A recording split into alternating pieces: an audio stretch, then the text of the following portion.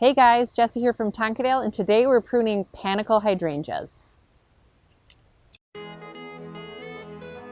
These are limelight hydrangeas. They're panicle type hydrangeas. You're going to want to prune these back 30 to 50% in early April. You're going to want to prune shrubs that have been established and are about 3 years old. When you prune at a 45-degree angle right above a bud.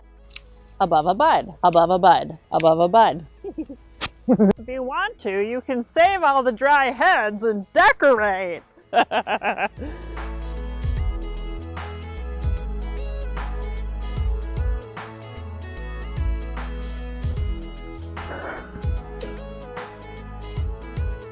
one is a pants pooper.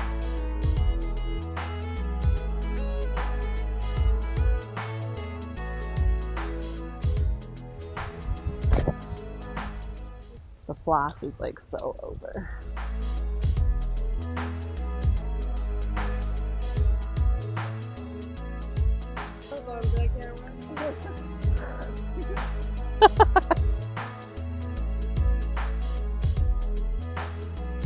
See ya.